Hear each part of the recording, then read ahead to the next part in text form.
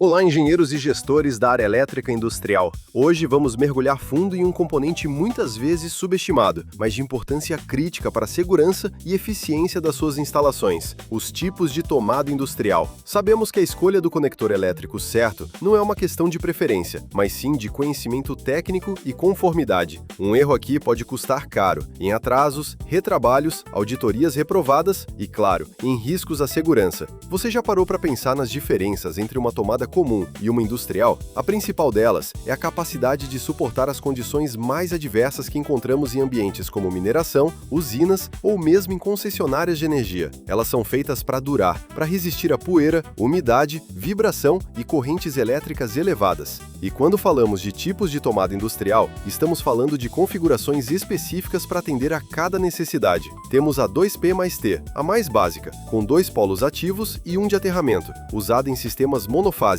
para equipamentos auxiliares, por exemplo. Já a 3P mais T entra em cena para aplicações trifásicas, onde temos 3 fases e o aterramento, mas sem a necessidade do neutro. É a escolha ideal para alimentar motores, compressores industriais que operam exclusivamente com a rede trifásica. E quando a instalação demanda tanto a alimentação trifásica quanto a monofásica simultaneamente, ou múltiplas tensões, a 3P mais N mais T é a solução. Ela traz os 3 polos, o neutro e o aterramento, oferecendo aquela flexibilidade extra tão necessária em painéis e sistemas de distribuição temporária. Agora, a norma internacional IEC 60309 é fundamental. Ela padroniza plugs e tomadas globalmente, garantindo que, mesmo em projetos de grande escala ou com fornecedores diferentes, haja interoperabilidade e segurança. E essa norma nos dá uma ajuda visual incrível com as cores: o amarelo para 110 volts, o azul para 220, 230 volts monofásico e o vermelho para as aplicações trifásicas industriais. Isso evita confusão na hora de conectar. Além das cores, a norma define o posicionamento dos pinos, criando uma polaridade mecânica,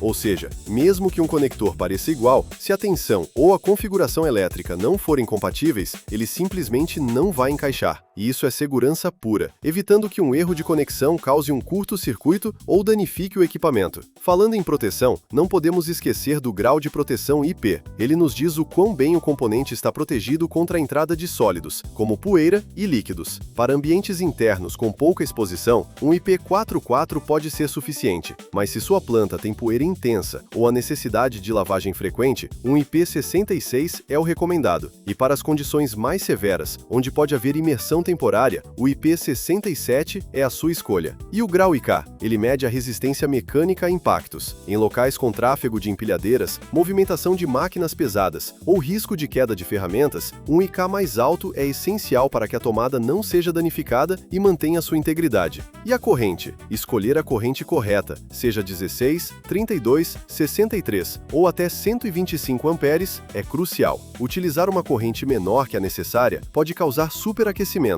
O oposto, além de aumentar custos sem necessidade. A escolha deve sempre ser baseada na carga do equipamento e no projeto elétrico. Por fim, a NR10. Essa norma brasileira é clara sobre a responsabilidade técnica na especificação de componentes, a compatibilidade de equipamentos, a necessidade de documentação e conformidade. E um ponto que a NR10 reforça e que as tomadas industriais com bloqueio mecânico facilitam muito: o bloqueio e a desenergização segura para manutenções. Bom, hoje vamos ficando por aqui e espero você no próximo Ampere Explica. Até a próxima!